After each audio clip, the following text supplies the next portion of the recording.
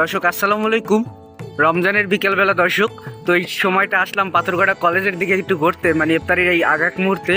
আর হয়তো বা আর আধা ঘন্টা পর ইফতারের সময়, কিন্তু এখন মানে এই টাইমে আসলাম ঘুরতে একটু, মানে কলেজের এদিকে আসলে তো খুব মনটা কিন্তু খুবই ভালো হয়ে যায়।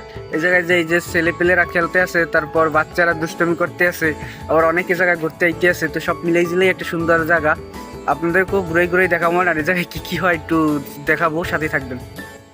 এই যে বাসা থেকে বের হয়েছি, হাঁটতে হাঁটতে যাচ্ছি।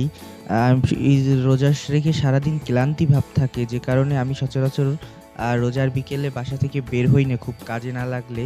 বাট আজ এই কয়েকদিন ধরে মুন্না মামা আছে প্রতিবেশী আমাদের নিকট, তিনি বড়াই বলেন যে বাইরে ঘুরে আসি, মানে ওনার সাথেই এই হাঁটতে হাঁটতে চলে আসলাম। তো কলেজ মাঠে আসার পর কিন্তু খুবই ভালো লাগতেছে, কারণ এখানে বাচ্চা ছেলেপেলেরা যে কি ক্রিকেট খেলতেছে, ফুটবল খেলতেছে, তারপর হলো কি বড় বড় মানে ছেলেরাও যে জায়গায় ক্রিকেট খেলে। তো আমি আসলে একটা জিনিস চিন্তা করি যে সারাদিন রোজা রেখে যখন ক্লান্তি ভাবিতে এখন কিভাবে মানে এরা ক্রিকেট খেলতে পারে, বা এত শক্তি তাদের মধ্যে। তারপরে এই যে কলেজের ফুল গাছ আছে একটা, মানে আইকনিক প্লেস, এই জায়গাটায় দাঁড়াই রইলাম, দেখলাম কিছুক্ষণ, মানে সুন্দর সুন্দর ভিডিও নিলাম। আবার কিছু মানুষকে দেখলাম এই যে আইকনিক প্লেসটার ছবিও তোলে।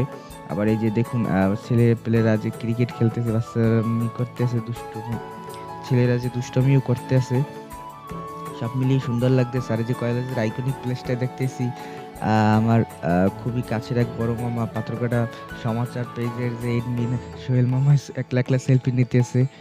এরপর যে দেখলাম মানে সূর্যটা প্রায় ডুবে যাচ্ছে, মানে ইফতারের সময় তো তখন আর বেশিক্ষণ একটা বাকি নাই। তো এই যে কলেজ মাঠে যে ছেলেপেলেরা ক্রিকেট খেলতেছে, ফুটবল বিকেলবেলা রোজা রেখে কলেজ মাঠে আসার যে রিভিউটা শুনি মুন্না মামার কাছ থেকে। আলহামদুলিল্লাহ, জিনিসটা অত্যন্ত সুন্দর।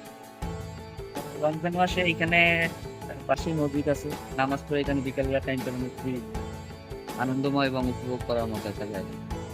যাই হোক, এরপর কলেজের পিছনের 6 নম্বরের রাস্তা থেকে হাঁটতে হাঁটতে আবার বাসায় চলে আসলাম, এবং কোলার মধ্যে যে সূর্য অস্তের যে ভিডিওটা খুবই সুন্দর লাগতেছিল। যাই হোক, জগিং করতে করতে চলে আসলাম বাসায়। সম্পূর্ণ ভিডিও দেখার জন্য সকলকে অসংখ্য ধন্যবাদ।